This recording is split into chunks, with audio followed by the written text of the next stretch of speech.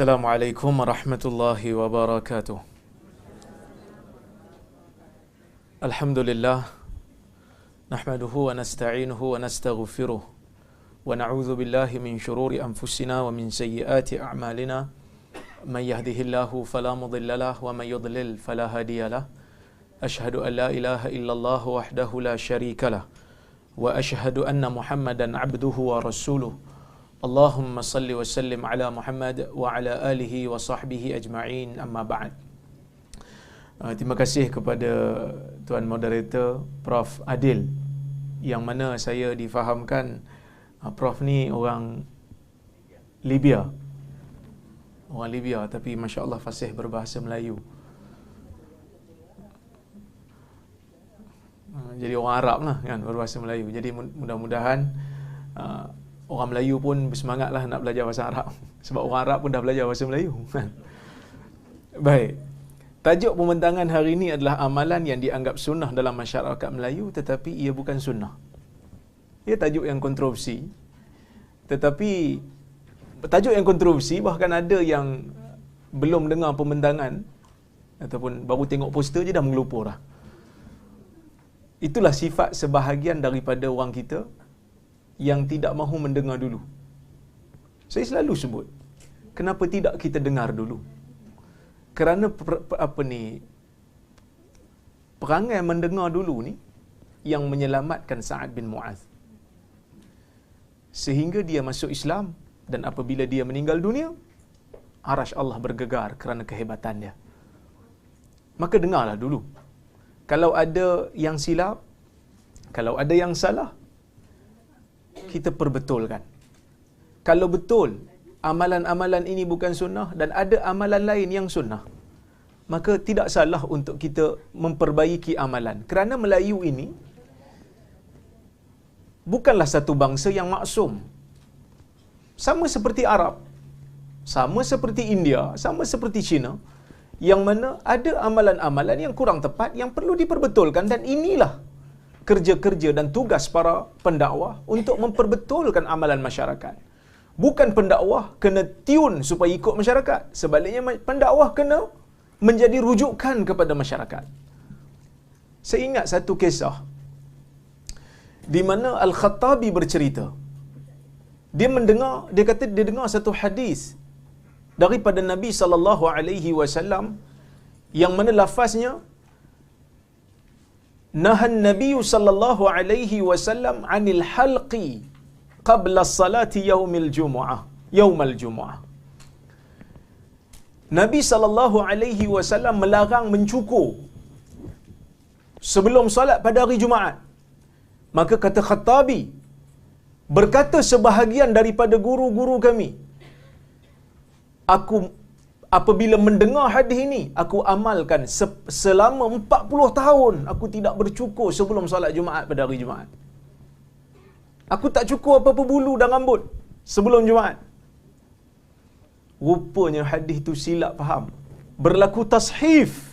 Sebenarnya bukan halq, tetapi anil hilaqi. Nabi melarang sebelum solat Jumaat membuat halaqah di masjid kerana ia mengganggu orang yang datang awal untuk duduk di saf depan. Tapi mereka membetulkan amalan tu. Walaupun dah 40 tahun, tak ada pula dia kata, alah kita dah 40 tahun dah, tak payahlah. Ganggu je amalan masyarakat. No. Kerana orang yang baik itu adalah orang yang sentiasa menyemak amalannya dan mencari yang terbaik. Baik. Bila kita sebut tentang amalan bukan sunnah, maka kita tak boleh lari daripada membahaskan perkataan bid'ah. Yang mana bid'ah dari segi bahasa Arab, bila sebut perkataan bid'ah, Ibn Faris dalam kitab dia Mu'jam Maqayisil Lughah menyebut bid'ah ini kembali kepada dua makna yang utama. Yang pertama, kata Ibn Faris, dia berasal daripada perkataan bada'a yang membawa dua maksud. Maksud yang pertama iaitu sesuatu yang baru dan tiada contohnya. Maka orang Arab mengatakan abda'tu syai' qawlan aw fi'lan idza btada'tuh la an sabiqi misal. Dia kata Apabila orang Arab mengatakan abda'tu syai', aku melakukan bid'ah pada satu perkara, maksudnya apa? Aku memulakan sesuatu yang mana tidak ada contoh sebelum daripada ini. Kita kena faham dari sudut bahasa dulu. Kerana perbahasan ini, bila kita faham dari sudut bahasa, kita akan faham. Nanti ada perbahasan-perbahasan, ulama' sebut bid'ah, sahabat sebut bid'ah, yang mereka maksudkan ialah bid'ah pada bahasa. Baik. Daripada makna yang kedua pula dari sudut bahasa, sesuatu yang binasa dan terputus. Ini makna ni tidak ada kaitan sangatlah. Okey, yang pertama tu yang ada kaitan dengan definisi bid'ah pada istilah. Bila disebut bid'ah pada istilah, maksudnya dalam agama Islam, Nabi menyebutkan perkataan bid'ah dan Nabi mencela bid'ah. Nabi SAW bersabda dalam hadis riwayat Irbad Ibnu Sariyah dalam riwayat Abu Dawud, yang mana Nabi mengatakan, fa innahu may ya'ish minkum fasayara ikhtilafan katsira fa 'alaikum bi sunnati wa sunnatil khulafa'ir rasyidin al mahdiyyin min ba'di 'addu 'alaiha bin nawajith wa iyyakum wa muhdatsatil umur fa inna kulla muhdatsatin bid'ah wa kulla bid'atin dhalalah. Nabi mengatakan dalam hadis ni, walaupun ada yang sebut wa kullu dhalalatin finnar, tetapi lafaz wa kullu dhalalatin finnar itu diperselisihkan oleh ulama. Adakah ia sabit daripada Nabi ataupun tidak? Tetapi yang sahihnya, yang disepakati, fa inna kulla muhdatsatin bid'ah. Nabi kata siapa yang hidup lama selepas aku meninggal nanti, dia akan melihat perselisihan yang banyak dalam agama. Dia akan melihat orang berbantah-bantah dalam agama. Fa alaikum bisunnati, kamu kena pegang sunnah aku. Wa sunnatil khulafa'ir rasyidin, kan kamu kena pegang sunnah khulafa'ir rasyidin yang diberi hidayah selepas daripada aku. Addu 'alaiha bin nawajid, gigit dengan geraham, jangan lepas. Wa iyyakum wa muhdatsatil umur, hati-hati kamu dengan perkara baru dalam agama. Fa inna kulla muhdatsatin bid'ah, kerana semua perkara baru dalam agama ini bid'ah.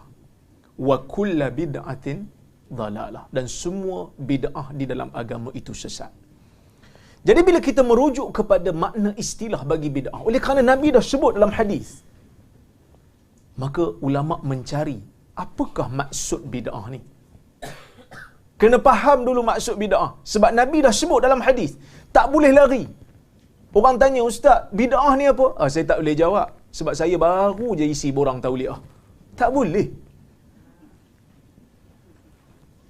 Kerana Nabi sebut dalam hadis, bila orang perlukan jawapan, kena bagi tahu jawapan. Kena berani. Kadang-kadang saya ni berani terlebih, kan? Itu yang kena ban di banyak negeri. Tapi tak apalah, kan? Paling tidak kita buatlah kerja kita. Orang tak bagi kita bercakap, tak payah bercakap. Tapi kita menulis, kan? Jadi ulama setelah membaca pandangan-pandangan ulama dalam masalah ini, ulama ada dua aliran pendapat dalam mendefinisikan makna bid'ah. Aliran yang pertama, ulama yang meluaskan makna bid'ah. Aliran yang pertama ni, ulama yang meluaskan makna bid'ah. Maksud meluaskan makna bid'ah ialah mereka yang melihat bid'ah ni ada yang baik, ada yang tak baik. Cuma mereka berbeza pendapat dalam nak menentukan berapa kategori yang baik dan tak baik itu. Antara yang awal membicarakan bab bid'ah ialah Al-Imam Syafi'i. Dia mengatakan ada muhdatsa ataupun al-muhdatsat. Dia kata ada dua. Al-muhdatsat ni ada dua. Benda baru ni ada dua, kata Imam Syafi'i. Mahmudah wa mazmumah. Yang dipuji dan yang dicela. Semua yang selari dengan sunnah itu dipuji, dan semua yang menyalahi yang sunnah itu tercela. Maksud Imam Syafi'i membahagikan bid'ah pada dua. Ada yang dipuji, ada yang dicela. Yang mana satu dipuji? Yang berselari dengan sunnah itu dipuji. Yang mana yang menyalahi sunnah itu dicela. Itu Imam Syafi'i.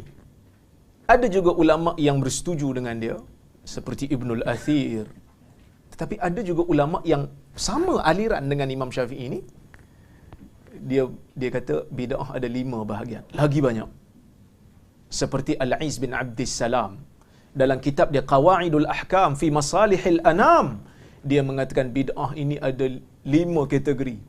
Ada yang wajib, ada yang sunat, ada yang harus, ada yang makruh, dan ada yang haram. Macam mana nak menentukan? Dia kata kena tengok sifatnya dan kembalikan, tengok dalil. Kalau dalil mengatakan ia haram, maka ia bid'ah yang haram. Kalau dalil mengatakan ia wajib, maka ia bid'ah yang wajib. So ini satu golongan. Ini satu golongan ulama. Dan Imam Nawawi juga, Abu Syamah Al-Maqdisi juga, As-Suyuti setuju dengan aliran yang ni. Aliran yang meluaskan makna bid'ah. Ada bid'ah baik, ada bid'ah tak baik. Satu lagi,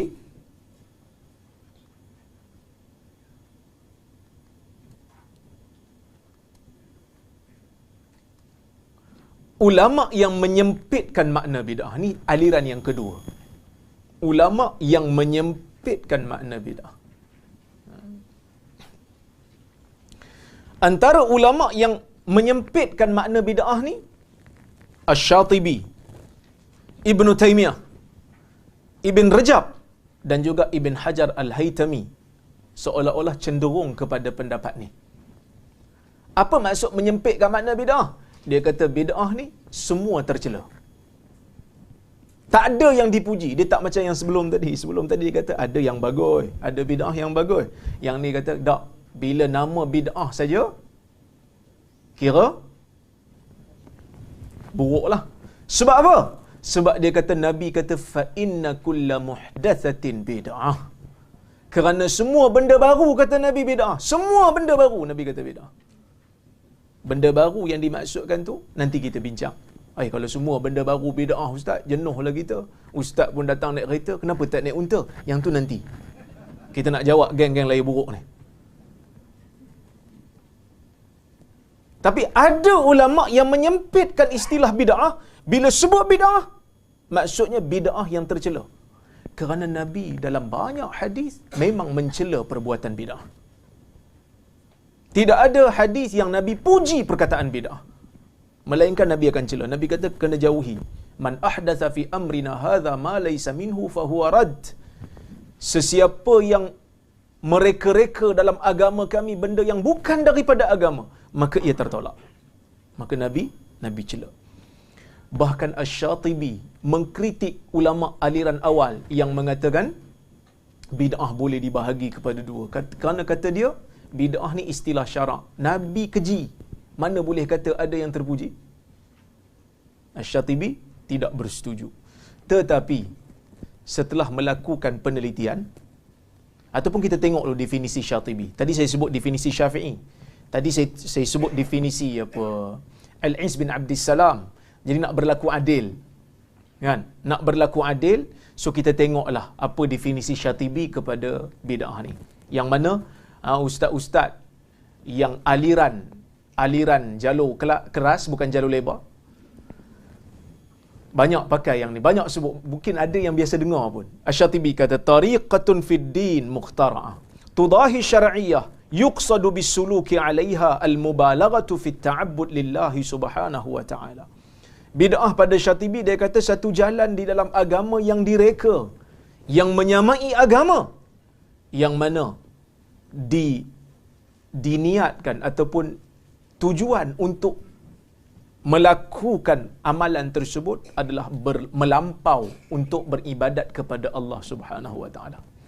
Itu kata Syatibi. So Syatibi dia kata satu jalan dalam agama, dan jalan tu pula direka. Dan waktu orang yang mengamalkan ajaran tu, dia ada satu tujuan. Amal benda tu nak melampau dalam beribadat kepada Allah. Okey, itu kata Syatibi. Ibn Rajab pula mengatakan dalam Jami'ul Ulum wal Hikam, Ibn Rajab mengatakan wal muradu bil bid'ah ma uhditha mimma la asla lahu fi syari'ah yadullu alaihi fa amma man kana lahu aslun min asy-syara' yadullu alaihi falaysa bi bid'ah syar'an wa in kana bid'atan lughatan. Kata Ibn Rajab, yang dimaksudkan dengan bid'ah ini sesuatu yang direka dalam agama, yang tidak ada asal yang boleh menjadi dalil kepada perkara baru itu. Maksud benda baru yang tak ada dalil. Dan semua perkara yang ada dalil itu bukan bid'ah. Walaupun boleh dipanggil bid'ah dari segi bahasa, tapi ia bukan bid'ah dari segi agama. Maksud jelas kat sini Ibn Rajab kata bid'ah ni yang pada syarak, bid'ah yang tercela, yang tak ada dalil, yang tak ada asal dalam syarak. Kalau ada asal, dia bukan bid'ah. Walaupun pada bahasa ia bid'ah. Kerana pada bahasa tadi benda baru, semua benda baru. Ada asal ke tak ada asal? Bid'ah pada bahasa. Jadi kita sedang berbicara tentang istilah. Baik. Setelah meneliti dua-dua pandangan ni, saya mempunyai kecenderungan, walaupun ada sebahagian asatizah kita yang cenderung kepada pendapat yang kedua, ada yang cenderung pada pendapat yang pertama. Bagi saya, kedua-duanya mempunyai pendapat yang sama, cuma khilaf ini khilaf lafzi.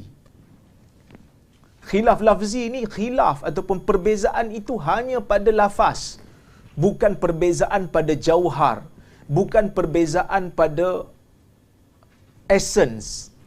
Dia hanya pada istilah. Orang yang melihat bid'ah itu hanya yang dicela, maka yang ada asal dia tak panggil bid'ah, dia panggil masalih mursalah. Tapi orang yang meluahkan makna bid'ah, dia kata kalau betul-betul bid'ah yang dicela oleh Nabi, dia letak bid'ah dalalah ataupun bid'ah sayyi'ah. Tapi kalau yang bid'ah ada asal, dia panggil bid'ah tak? Tapi dia panggil bid'ah mahmudah ataupun bid'ah hasanah. Jadi yang jadi problem ni kat mana? Yang jadi problem ni kadang-kadang kita dah tahu dah, katalah kita pilih yang luah tadi. Kita ambil dia punya chop, kita pergi chop kat semua benda bid'ah. Sampai tak ada langsung bid'ah dalalah. Sedangkan yang luah tu pun ada bid'ah dalalah bagi dia orang.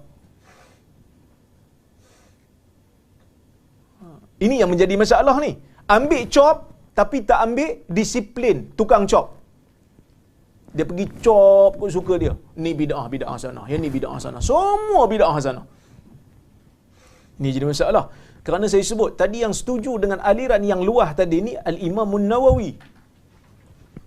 Al-Imamun Nawawi dia setuju dengan pendapat yang kata bid'ah ni ada dua. Satu yang tercela, satu yang dipuji.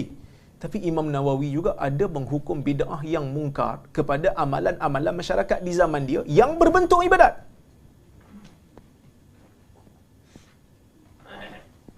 Antaranya Imam Nawawi hukum bid'ah ialah salat raghaib dan juga salat khusus pada malam nisfu Sya'ban.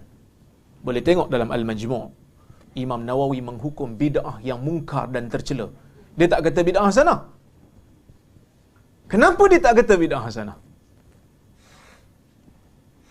Imam Nawawi juga menghukum bid'ah yang dilarang bagi orang ataupun bagi imam-imam yang salat tarawih pada malam 17 Ramadan kalau tak silap saya, dengan membaca suratul An'am pada rakaat kedua dalam rakaat terakhir. Dia hukum bid'ah. Jadi Imam Nawawi yang luah makna bid'ah pun ada bab-bab yang dihukum bid'ah ni bid'ah tercela. Kita ambil cok Imam Nawawi, nampaknya tak ada lagi bid'ah tercela ni. Okey. Maka khilaf ni khilaf lafzi. Kenapa saya kata begitu? Pertama, saya katakan ulama aliran kedua mengiktiraf khilaf mereka dengan ulama aliran pertama adalah khilaf lafzi atau khilaf pada lafaz. Ibn Rajab menegaskan maksud kalam Imam Syafi'i. Ibn Rajab ni yang sempit ya. Dia kata dia menegaskan maksud kalam Imam Syafi'i apabila membahagikan bid'ah kepada dua. Kata Ibn Rajab, wa muradu Syafi'i rahimahullah ma dzakarnahu min qabl anna al-bid'ata al-madhmumah ma laysa laha aslun min asy-syari'ah yurja'u ilayh wa hiya al-bid'ah fi itlaq asy-syara' wa amma al-bid'atu al-mahmudah fama wafaqa as-sunnah yani ma kana laha aslun min as-sunnah yurja'u ilayh wa inna ma hiya bid'atun lughatan la syar'an limuwafaqatiha as-sunnah. Kata Ibn Rajab, yang dimaksudkan oleh Imam Syafi'i adalah seperti mana yang kita sebut sebelum ini, iaitu bid'ah yang dicela ialah bid'ah yang tidak ada asal dalam syarak yang boleh dijadikan rujukan untuknya. Ia adalah bid'ah pada pandangan syarak. Adapun bid'ah yang dipuji ialah sesuatu yang selari dengan sunnah, iaitu yang ada asal daripada sunnah yang boleh menjadi rujukan. Ia adalah bid'ah pada bahasa, tidak pada syarak. So dia orang sepakat sebenarnya, yang mana yang tak ada asal bid'ah,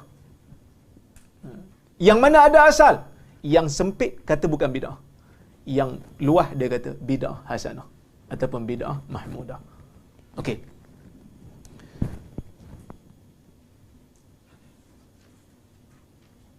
Ibn Hajar Haytami menjelaskan, wa qawlu Umar radhiyallahu anhu fi tarawih ni'matil bid'ah hiya arada al bid'ah al lughawiyah wa huwa ma fu'ila ala ghairi mithalin kama qala ta'ala ma kuntu bid'an minar rusul wa laysat bid'atan syar'an. Ibn Hajar Haytami kata, Umar, kan kita biasa dengar perkataan Umar bila dia kumpulkan sahabat, kumpulkan masyarakat, buat solat tarawih berjemaah, dia kata ni'matil bid'atu hadhih, alangkah baiknya bid'ah ini, alangkah cantiknya bid'ah ini. Kata Ibn Hajar, perkataan Umar alangkah baiknya bid'ah ini, dia maksudkan adalah bid'ah pada bahasa semata-mata, iaitu perkara yang dilakukan tanpa ada contoh. Okey? Baik. Dan dia bukan bid'ah pada syarak, kerana bid'ah pada syarak adalah kesesatan. Bid'ah pada syarak, kata Ibn Hajar, adalah kesesatan. Seperti mana kata Nabi SAW, wa man qassamaha minal ulama ila hasan wa ghairi hasan fa innama qassamal bid'atal lughawiyah. Sesiapa yang membahagikan bid'ah pada dua, daripada kalangan ulama, ada yang bahagi dua, ada yang baik, ada yang tak baik. Yang tu dia tengok dari sudut bahasa. Wa man qala kullu bid'atin dalalah fa ma'nahu bid'ah syar'iyyah. Siapa yang kata semua bid'ah sesat, dia maksudkan bid'ah syarak, bukan bid'ah bahasa. Okey. Dan yang kedua, ulama aliran pertama bersepakat, walaupun mereka luas, mereka menghukum bid'ah pada perkara yang menyanggahi sunnah.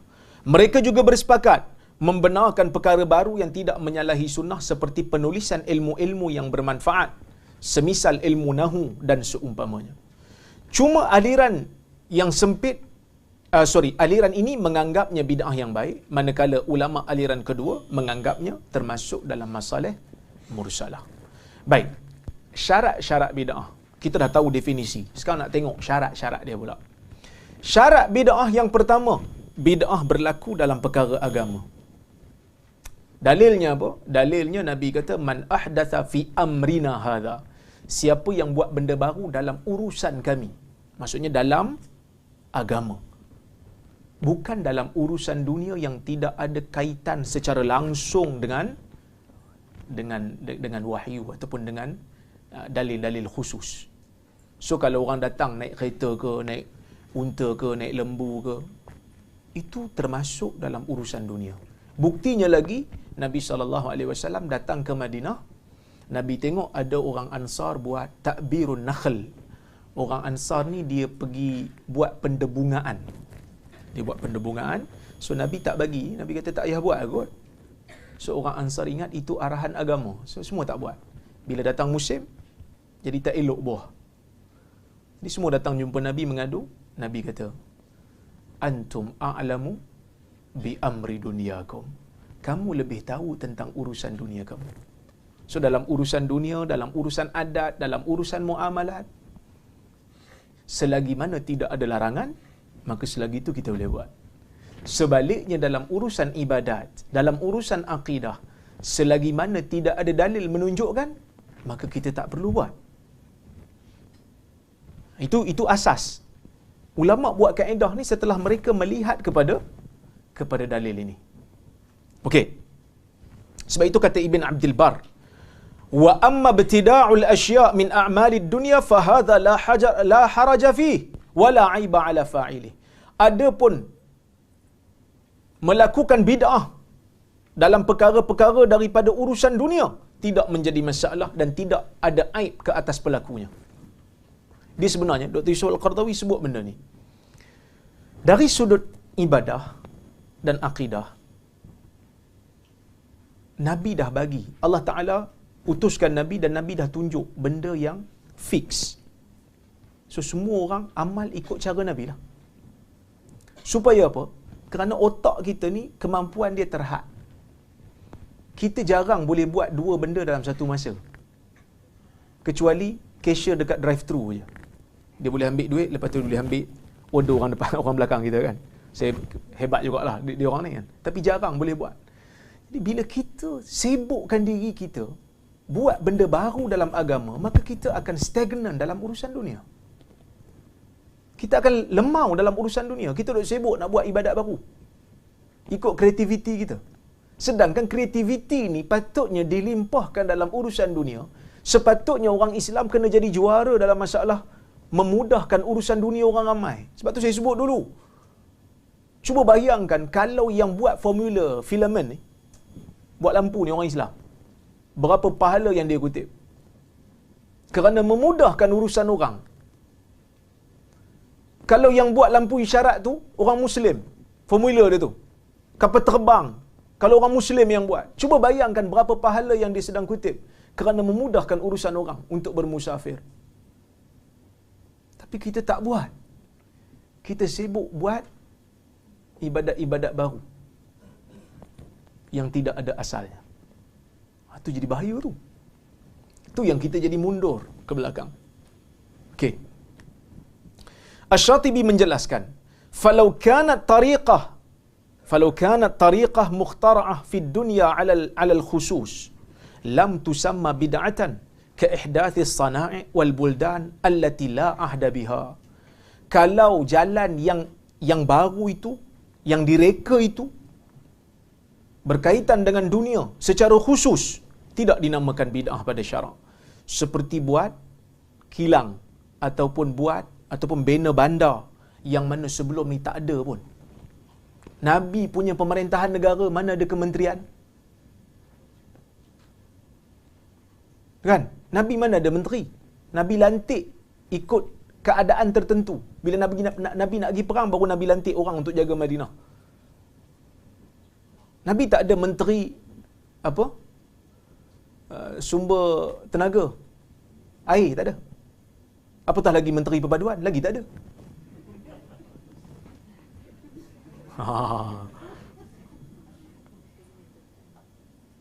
Tapi kita buat kerana urusan dunia. Urusan dunia. Tak ada kaitan. Bid'ah pada bahasa. Tapi masalih mursalah pada pandangan orang yang menyempitkan makna bid'ah. Dia kata masalih mursalah ni bukan bid'ah. Kerana dia bukan ibadat. Tak ada pula orang kata siapa tak lantik menteri, maka pemerintahannya tidak afdal. Tak ada. Okey.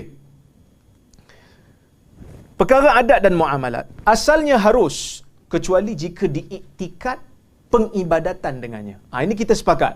Benda-benda dunia ni kita buat kerana dunia, dia tak jadi bid'ah. Masaklah apa pun, Melayu bak masak ni macam-macam. Kan? Saya pergi Sabah baru ni, makan seafood. Sampai masuk hospital.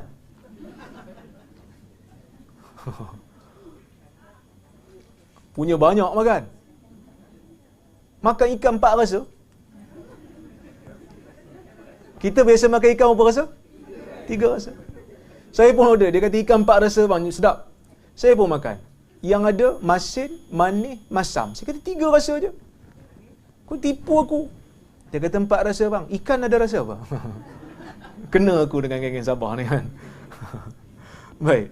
Selagi mana tidak ada larangan dalam urusan dunia, buat. Kecuali kata Syatibi, kalau ada unsur pengibadatan, then bid'ah masuk.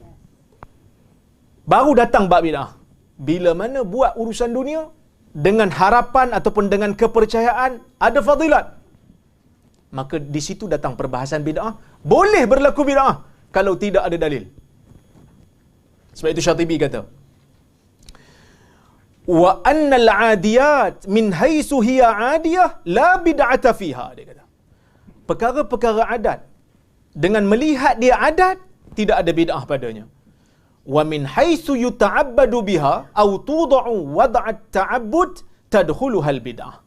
Tapi kalau dibuat kerana disangka ia ibadat ataupun dipercayai ia ibadat, di situ boleh masuk bid'ah.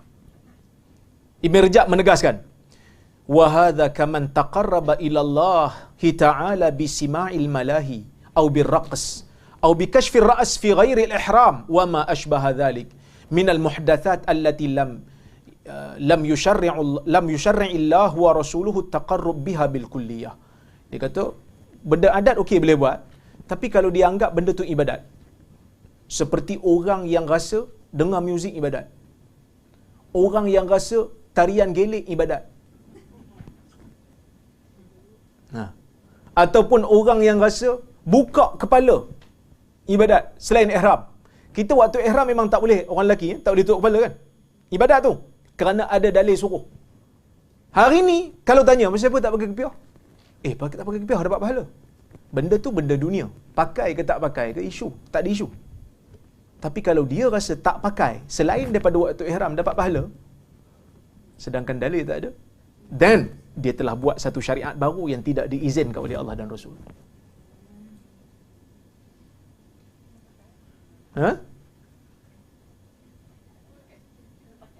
Tak. Jangan salah faham maksud saya. Benda adat boleh buat, boleh tak buat. Tapi kalau orang tak buat satu-satu benda adat, dia tak buat satu-satu benda adat, tak buat, tak jadi masalah kan? Kenapa tak pakai kepiah? Rambut saya kan cantik. Contoh, saya dah buat rambut saya dah. Contohlah. Okey, tak ada masalah, urusan dunia. Tapi kalau dia kata, orang tanya dia, kenapa tak pakai kepiah? Dia kata, saya tak pakai kepiah ni pahala untuk saya. Bid'ah. Kerana mana dalil kata tak pakai kepiah dapat pahala? Jadi benda adat boleh masuk dalam bab bid'ah kalau diiktikadkan ibadah, sedangkan dalil tak ada. Itu kata Syatibi. Baik. Itu syarat pertama lah. Syarat kedua, amalan tersebut tidak mempunyai asal dalam agama. Kalau ada asal, dia tak jadi bid'ah. Maksud asal ni dalil. Dalil dalam agama. Contoh, zaman Nabi tak ada himpun Quran dalam satu mushaf, peringkat rasmi. Dia dilakukan di zaman Abu Bakar. Adakah ia bid'ah? Dia tak bid'ah. Kerana ia ada asal. Kerana memang dari zaman Nabi, Nabi ada penulis wahyu dia sendiri. Habis itu kenapa Nabi tak himpun? Sebab wahyu masih turun. Dan wahyu itu turun bukan bentuk tersusun. Kadang-kadang diturun yang tu dulu, kadang-kadang turun yang ni dulu. Okey? Baik. Amalan tersebut bercanggah dengan agama. Ya, maksud bercanggah dengan agama ni, kadang-kadang kita salah faham. Kadang-kadang kita kata, alah tak apalah, benda baik kot. Takkan solat pun salah. Kan? Bercanggah dengan agama ni bukan maksudnya amalan tu nampak macam maksiat. Kalau amalan tu nampak macam maksiat, kaki bid'ah tak buat. Kerana kaki bid'ah, masa buat bid'ah memang nak buat benda baik. Mana ada orang buat bid'ah nak neraka? Yang tahu benda tu salah dan neraka, dan dia buat juga, ni ahli maksiat. Sebab tu zina orang tak panggil bid'ah.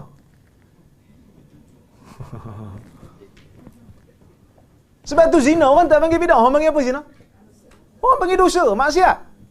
Tapi orang yang buat maksiat zina ni, ada dia kata, saya sebenarnya berzina untuk dapat syurga Firdausil A'la. Ada? Tak ada. Dia tahu maksiat. Muta'ah sajalah. Sebab tu ahli bid'ah. Ahli bid'ah yang buat. Tapi orang yang buat bid'ah, masa dia buat bid'ah tu memang dia nak pahala lebih. Sebab tu Syatibi kata, masa dia buat benda tu, dia nak melampau dalam beribadat kepada Allah. Nabi tak tunjuk pun ibadat tu, dia nak buat juga.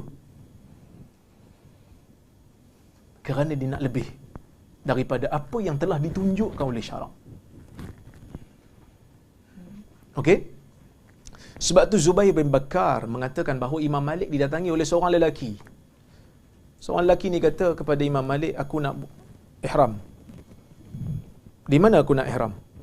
Imam Malik kata, ahrim haitsuma ahraman Nabi sallallahu alaihi wasallam. Berihramlah kamu di mana Nabi berihram, iaitu di Bir Ali, Zulhulaifah, bagi miqat orang Madinah. Dia kata aku nak berihram di Masjid Nabawi min indil hujrah, di kubur Nabi. Kan? Kata Imam Malik, akhsha an tusibakal fitnah. Aku bimbang engkau akan ditimpa bencana. Dia kata, ayyu fitnatin innama hiya amyal aziduha. Bala apa pula? Dia cuma jarak yang aku tambah. Aku nak tambah sikit aja. Nabi buat kat Zulhulaifah, tak apalah. Aku nak dekat Masjid Nabawi. Masjid Nabawi kan afdal. Nombor 2 masjid terbaik. Dekat kubur Nabi pula tu. Akal dia kata macam tu. Bagus. Dia kata Imam Malik, ayyu fitnatin a'zam min annaka i'taqadta annaka sabaqta ila fadilatin qassara anha an-nabi sallallahu alaihi wasallam. Apakah bala yang lebih besar daripada engkau mempunyai kepercayaan engkau mendahului satu pahala, satu kelebihan yang Nabi cuai tentangnya. Nabi tak buat, tiba-tiba engkau kata engkau buat, engkau nak dapat lebih pahala. Ini bahayalah. Sebab itu dalam Sunan Kubra Al-Imam Al-Baihaqi membawa satu athar daripada Sa'id bin Musayyib. Sa'id bin Musayyib masuk dalam masjid selepas waktu fajar. Dah azan subuh, dia masuk masjid. Dia tengok Sa'id bin Musayyib ni menantu Abu Hurairah lah. Bagi siapa yang tak kenal, dia seorang ulama hadis besar, tabi'in. Tabi'in yang menjadi pakar rujuk, pakar hadis, pakar fiqh. Jadi dia masuk dalam masjid, dia tengok ada seorang salat qabliyah subuh lebih daripada 2 rakaat. Qabliyah subuh berapa rakaat? 2. Dia salat lebih daripada 2 rakaat. Lepas salat qabliyah dia salat.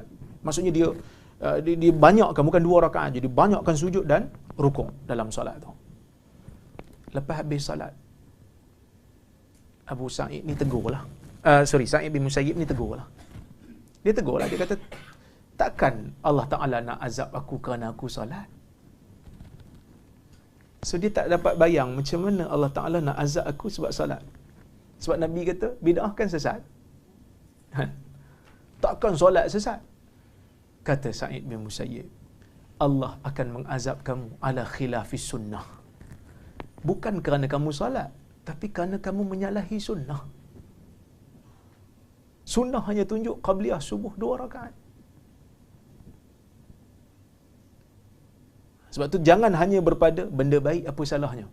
Kerana kalau bab tu kita masukkan dan jadikan hujah, tak ada bid'ah dalalah dalam agama ni. Semua akan jadi bid'ah hasanah belaka. Jadi apa yang dimaksudkan dengan bercanggah dengan agama ni? Yang dimaksudkan dengan bercanggah dengan agama ni, kita kena melihat daripada 2 aspek. Lama ni saya urai bab ni. Amalan Melayu belum masuk lagi. Tapi saya kena bagi faham yang ni dulu. Tak apalah kau kata kerja pun bahasa Melayu, nanti boleh baca sendirilah kan. Ataupun nanti pengurusi panel kedua pun tak datang lagi kan. Saya ambil masa dia kan.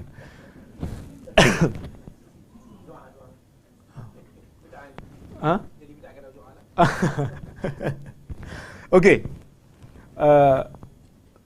Dia nak tahu bercanggah tak bercanggah dalam agama ni, bab bid'ah ni. Pertama saya sebut tadi, jangan dok ingat nampak macam maksiat, tu tak boleh jadi ukur, tak boleh jadi kayu ukur. Dia mesti tengok daripada 2 aspek utama. Yang pertama, qiyamul muqtadi ba'da asrin Nabi sallallahu alaihi wasallam. Yang kedua, wujudul mani' fi ahdin Nabi sallallahu alaihi wasallam. Ni 2 benda yang disebut oleh Ibn Hajar Haytami. Pertama dia kata,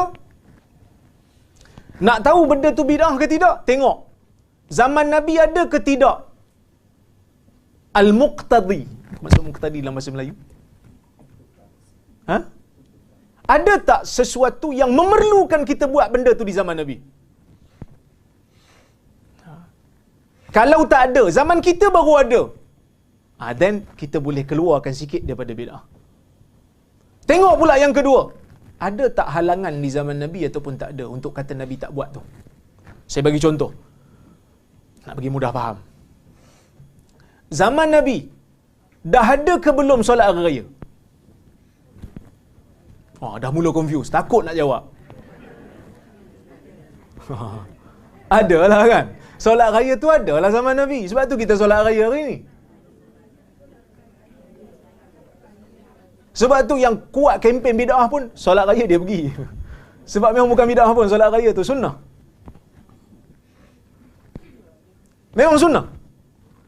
Ada tak keperluan nak himpunkan orang solat raya? Kerana solat raya memang berjemaah kan? Ada keperluan. So, ada tak sesuatu yang memerlukan untuk menghimpunkan manusia di zaman tu? Ada. Tapi Nabi azan tak solat raya? Ada tak Nabi suruh sahabat azan? Tak. Nabi tak azan, Nabi tak suruh sahabat azan. Sedangkan keperluan nak panggil manusia solat ada tak? Ada.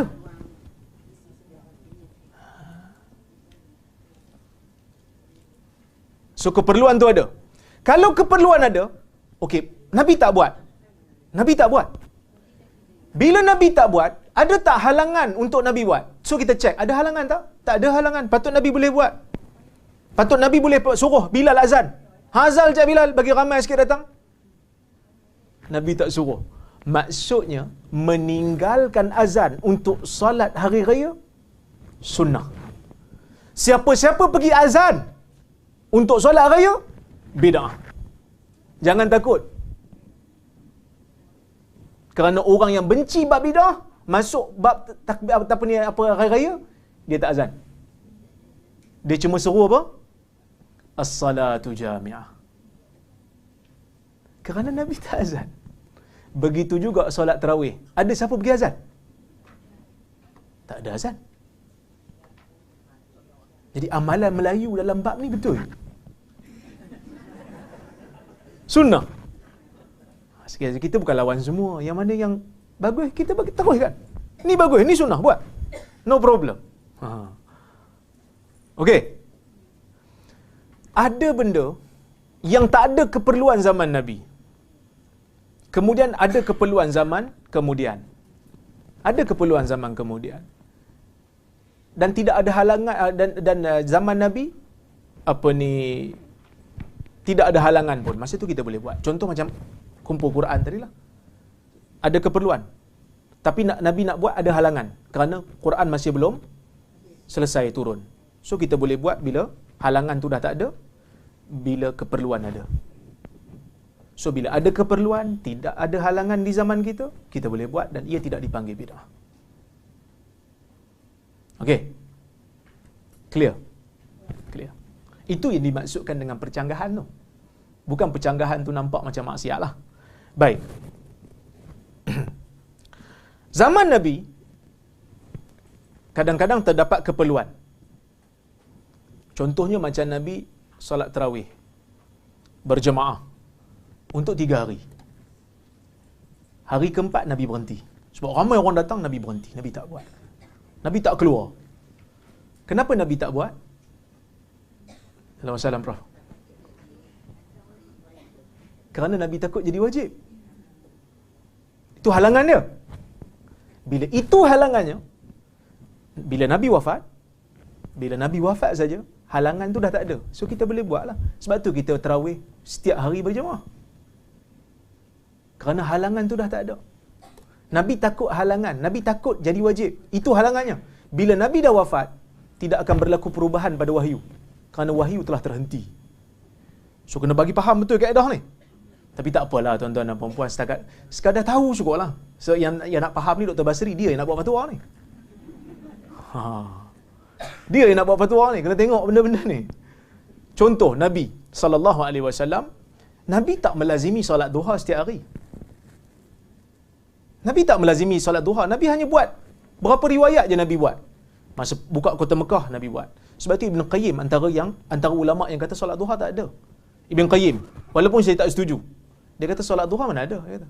Yang ada tu salatul fatah, solat pembukaan negeri. Bila Islam menang buka satu negeri, baru ada solat tu. Dibuat di waktu duha. Tapi pandangan ni telah disanggahi oleh majoriti ulama, dan pendapat majoriti lebih tepat dalam isu ni. Kerana hadis daripada Abu Hurairah, hadis daripada Abu Darda, hadis daripada Abu Dhar, clear Nabi pesan kepada Abu Hurairah. Kata Abu Hurairah, "Ausani khalili bi thalath." Kekasihku memesan 3 benda untuk aku solat duha setiap hari, untuk aku witir setiap malam, untuk aku puasa 3 hari dalam sebulan. Abu Darda pun kata Nabi pesan kat dia untuk buat solat duha, puasa 3 hari sebulan jangan tinggal, witir setiap malam. So menunjukkan solat duha tu dituntut. Tapi Nabi tak buat setiap hari. Kenapa Nabi tak buat? Aisyah kata, tidak ada sangkaan aku melainkan Nabi takut ia menjadi wajib kepada umatnya. Jadi sebab itu Umar tadi bila dia buat balik tarawih, diimamkan oleh Ubay, Umar kata apa? Ni'matil bid'ah.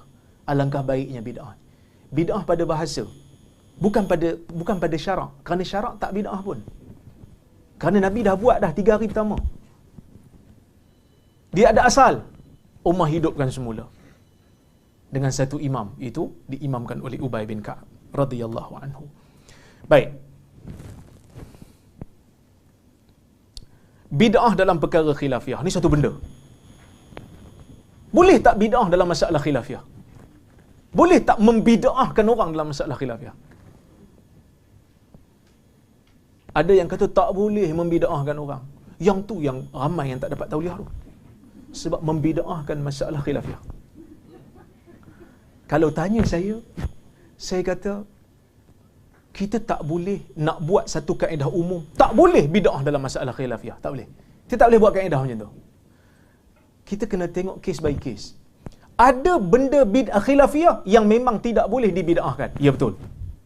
Tapi ada benda yang ulama khilaf. Ulama ni kata bid'ah, ulama ni kata tak bid'ah. So, dalam bab membid'ahkan amalan pun ada khilaf. Nanti kita tengok. Saya tunjuk.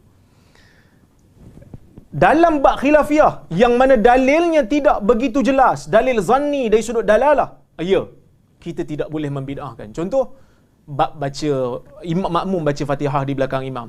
Nak baca ke tak nak baca? Ada mazhab kata baca, ada mazhab kata tak baca. So tidak boleh membid'ahkan kerana dalilnya bercanggah-canggah. Masing-masing ada pegangan masing-masing. Tapi ada bab yang mana ulama berbeza pendapat. Mazhab ni kata benda ni bid'ah, mazhab ni kata benda ni tak bid'ah. Bahkan tengok apa kata Is bin Abdis Salam. Wa qad yukhtalafu fi ba'di dhalika fayaj'aluhu ba'dul ulama min al-bid'il makruha wa yaj'aluhu akharun min as-sunnanil maf'ula ala ahdi Rasulillah SAW fama ba'dah wa dhalika kal isti'adzah fi salah wal basmalah. Ada bab bid'ah yang dipercanggahi oleh ulama. Sebahagian ulama mengatakan ia bid'ah yang makruh, manakala sebahagian yang lain mengatakan ia adalah sunnah. Ada ulama yang bid'ahkan benda yang dianggap sunnah oleh mazhab lain. Relax aja.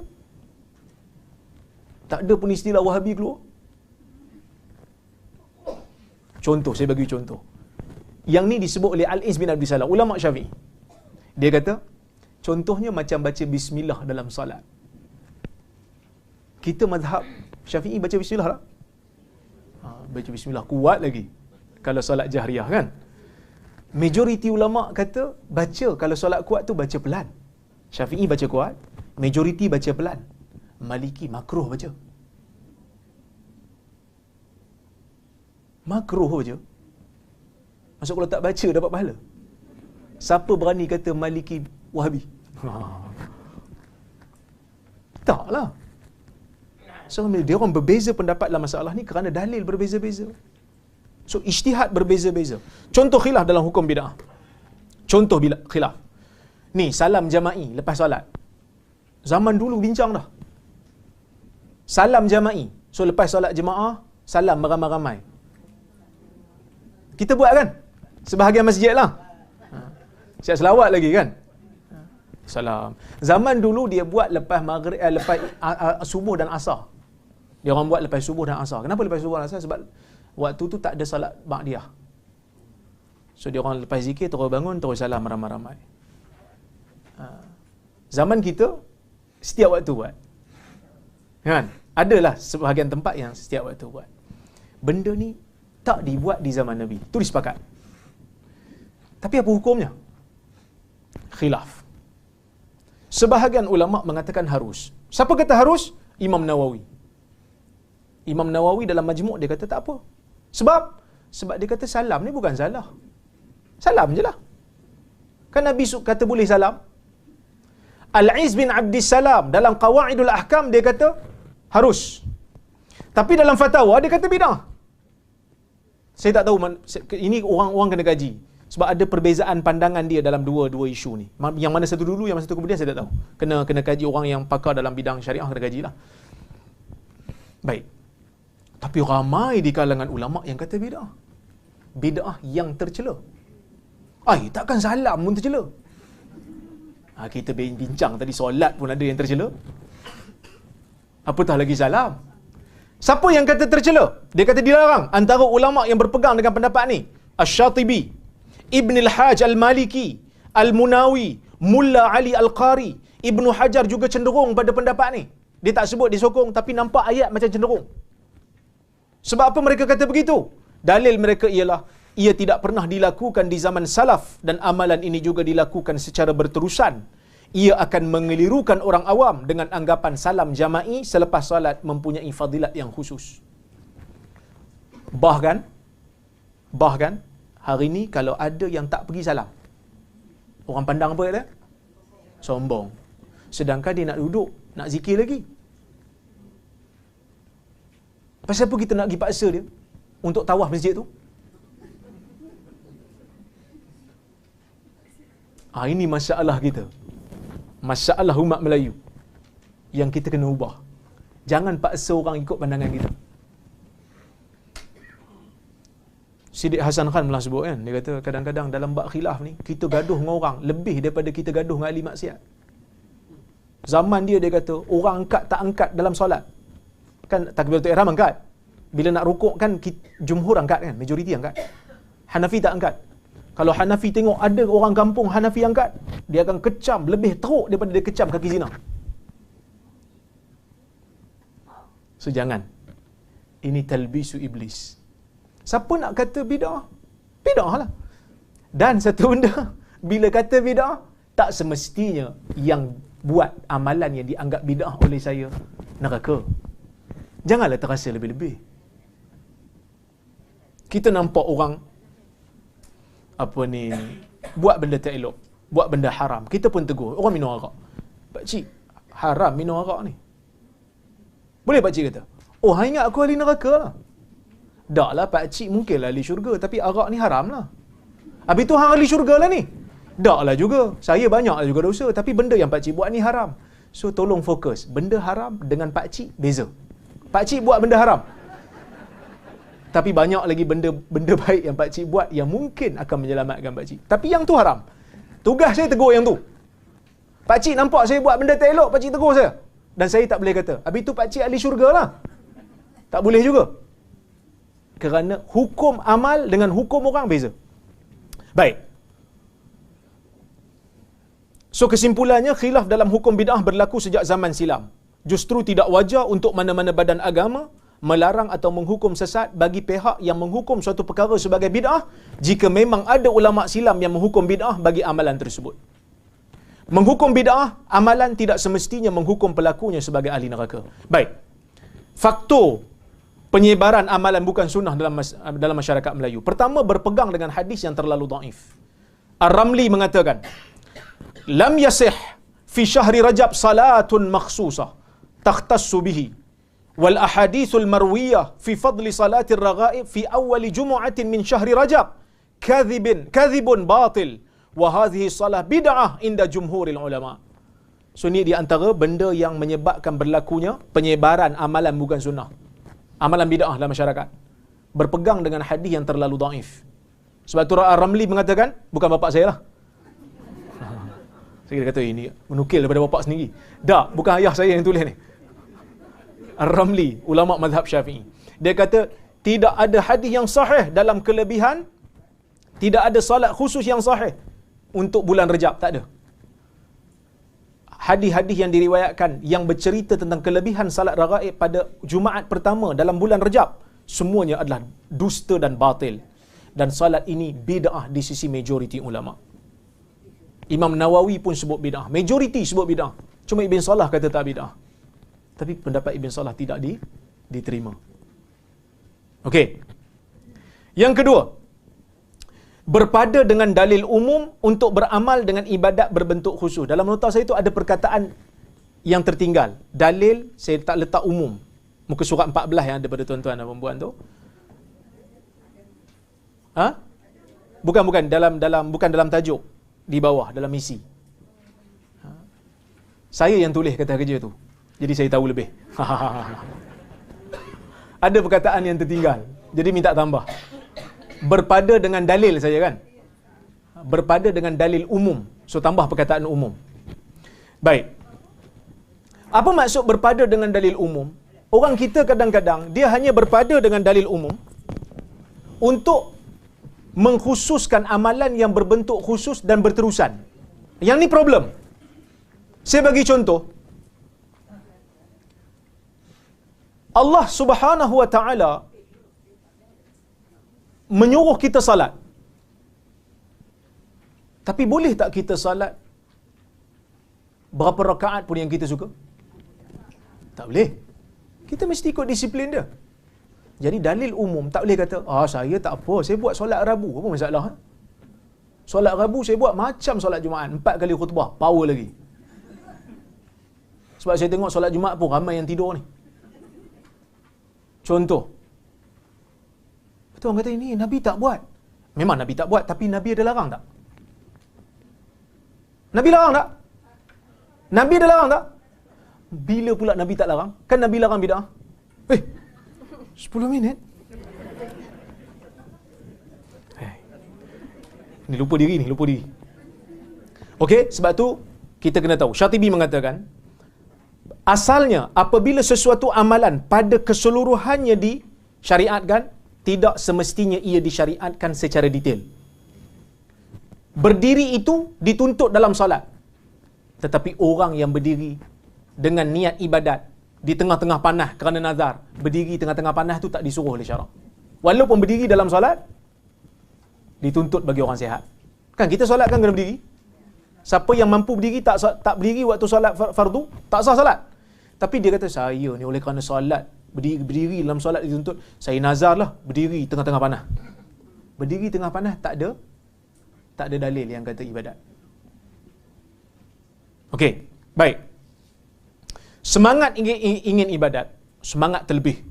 Ini yang disebut oleh Ibn Mas'ud, kam min muridil khair la yusibah. Berapa ramai orang nak kebaikan tapi tak dapat kerana terlalu semangat tapi jahil. Melampau dalam menggunakan akal. Kadang-kadang kita melampau dalam guna akal. Dalam Islam ni ada bab yang dipanggil sebagai bab ibadat mahdah, ibadat semata-mata ibadat, tak difahami kenapa. Kenapa solat Zuhur 4, kenapa solat Subuh 2? Kenapa solat Isyak 4, kenapa solat Maghrib 3? Kenapa bila ambil uduk 2 kali, kentut sekali batal, semua sekali? Patutnya ambil uduk 2 kali, kentut sekali, ada lagi satu lah. Ini bukan main PlayStation. Bila mati satu tinggal satu nyawa. No. Kentut sekali, berapa kali ambil uduk pun batal semua. Dan kenapa bila kentut batal uduk yang dibasuh muka, sedangkan yang kentut itu anggota yang lain? Kan yang kentut tu anggota lain. Jadi muka tak puas hati. Pasal aku yang kena, bukan aku yang buat onar ni.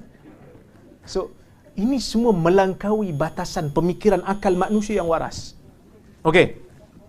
Contoh bid'ah yang dianggap sunnah dalam masyarakat Melayu, contoh saya sebut ada beberapa contoh. Yang pertama, kenduri arwah. Benda ni memang kita, ilmuwan kita duk bincang lah. Ada yang buat 3 hari, ada yang buat 7 hari, hari ke-40, hari ke-100. Dan dianggap benda ni sebagai satu tuntutan. Seolah-olah macam ada dalil khusus yang suruh buat 3 hari berturut, 7 hari, hari ke-40, hari 100. Sebenarnya, tidak ada. Kerana yang sunnah dalam masalah ni, jiran yang bagi makan kepada keluarga si mati. Sebab itu golongan salaf kata, ma ahdatha qaumun atau ma btada'a qaumun bid'atan fayara bid'atan illa adha'u mithlaha minas sunnah. Tidak ada satu kaum yang mencipta satu bid'ah dan mengamalkannya melainkan mereka akan tinggal amalan yang seumpamanya daripada sunnah. Kita duk buat benda ni dan kita duk ingat macam benda ni dituntut dalam agama dengan bentuk yang khusus sebegini. Sedangkan kita lupa sunnah yang Nabi suruh, isna'u li ali Ja'far ta'ama. Buat makan kepada keluarga Ja'far. Ja'far meninggal dunia, buat makan pada dia orang Madinah. Jadi hari ni kita tak buat benda ni kerana kita duk buat yang sebaliknya. Ahli keluarga si mati pula pergi buat makan. Terbalik. Sunnah itu terbalik.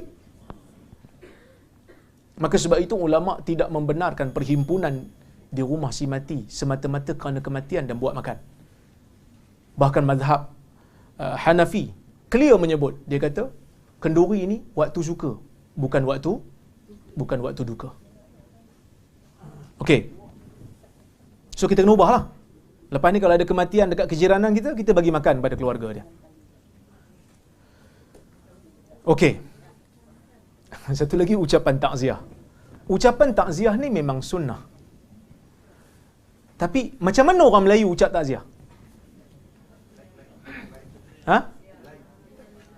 Like aja, lagi teruk kan? Macam mana orang Melayu ucap takziah? Al-Fatihah. Satu. Yang kedua, takziah kepada keluarga si mati. Ucapan takziah tu bukan dengan menyebut lafaz takziah. Nawawi mengatakan, makna takziah arahan ataupun cadangan untuk sabar dan tabah menanggung bebanan ataupun menanggung musibah dan ajak dia untuk fikir pahala yang banyak ketika mana dia sabar menanggung musibah. Itu ucapan takziah. Semenjak orang Melayu tahu perkataan takziah, dia guna perkataan takziah tu. Takziah takziah. Itu bukan takziah. Dulu takziah. Kita datang rumah orang yang kena musibah, meninggal dunia, kita pun kata, sabar nak buat macam mana? Tu takziah. Sabar moga Allah ampunkan si mati, Allah Ta'ala cucur rahmat pada roh dia. Moga sabar. InsyaAllah akan dapat pahala atas kesabaran ni. Tu takziah. Bukan dengan ucap lafaz takziah. Takziah kepada awak. Dia pun tak faham. Takziah tu apa? So kita kena faham.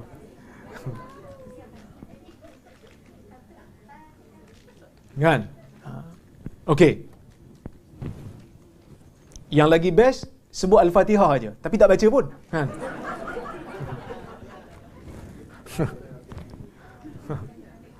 Dah lah. Tak ada dalil pun khusus bacaan Al-Fatihah tu. Baca pun tak. Tulis perkataan Al-Fatihah je. Itu pun kopi.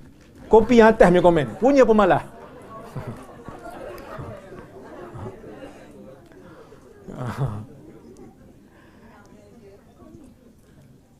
Tarhim sebelum subuh dengan pembesar suara. Sama ada sebelum subuh atau sebelum solat fardu pula. Kadang-kadang setengah jam sebelum solat fardu dia akan pasang dengan pembesar suara masjid. Kan? Sama ada bacaan Quran ke zikir-zikir. Ulama' dulu ada bincang benda ni. Ulama' dulu ada bincang dan ada dua pendapat. Pendapat pertama mengatakan ia bid'ah yang dilarang.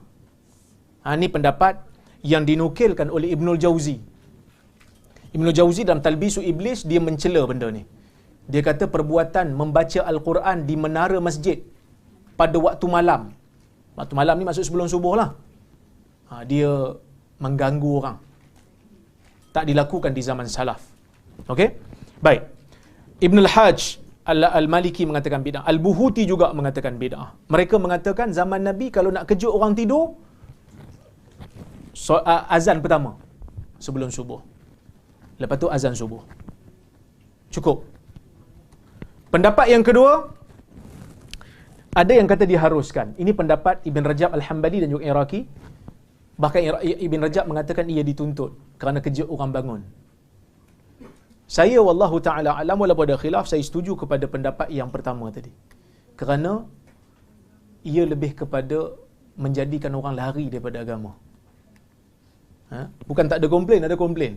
Kan, terlalu kuat pembesar suara sampai kadang-kadang baby pun diajak bangun subuh. Sedangkan dia baby lagi. So azan sudah memadai. Azan 2 kali subuh untuk kejut orang. Itu sunnah. Itu tak ada siapa kata bid'ah. Sunnah. 2 kali azan. Kita buat. Di negeri ni buat. Azan sekali ya subuh kan. Sunnahnya 2 kali. So setakat ni azan 2 kali kat Malaysia ni, Perlis dan Penang. So negeri lain kena ikutlah. Perak. Perak saya dilarang cakap di Perak. Waktu imsak sebelum fajar, ia dianggap sebagai satu tuntutan agama. Bahkan kalau 10 minit sebelum tu, bila masuk waktu imsak, ada makcik-makcik yang tak nak makan dah.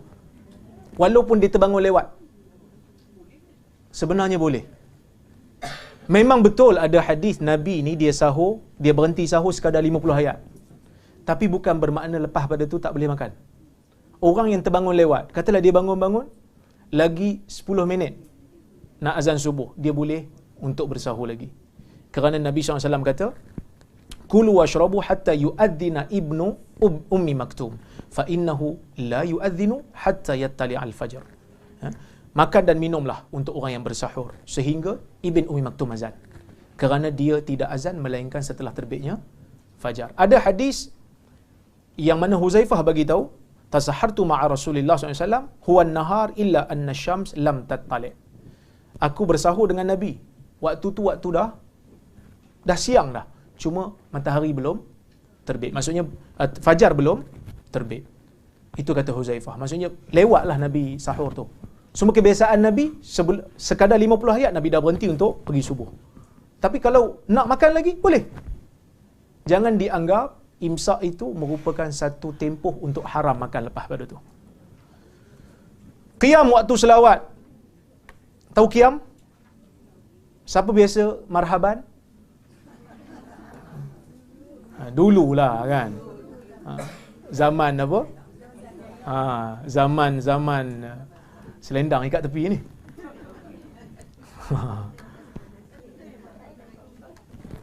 Okey. Sikit lagi, 3 minit. Oh, sudah 10 minit. Okey.